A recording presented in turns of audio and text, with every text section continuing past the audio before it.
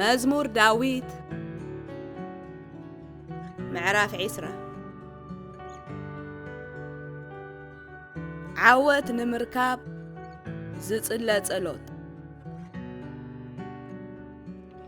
እግዚአብሔር በመዓልቲ ጸበባ ይስማዕካ አምላኽ ያዕቆብ ልዕል የብልካ ካብ መቅደሱ ረድኤት ይስደደልካ ካብ እንባ ጽዮን ከአይ ደግፍካ ንመባእካ ዘበለ ይዘክሮ ንመስዋዕትኻ ድማ ይቀበሎ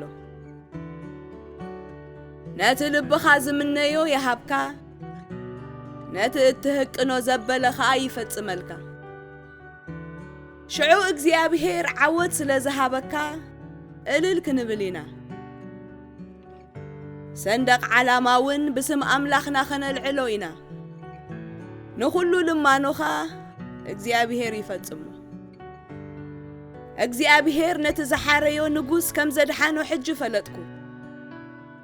ካብ ቅድስቲ ሰማዩ ይምልሰሉ በኃይሉ ኸአ ዓበይቲ ዓወታት ይህቦ ገሊአቶም ብሰረገላታት ገሊአቶምን በፍራስ ይእመኑ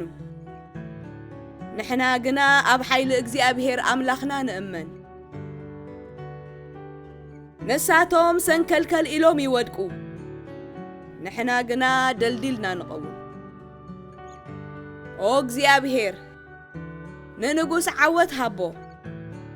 በታ ንጠር ዓላ መዓልቲ ድማ ስምዓና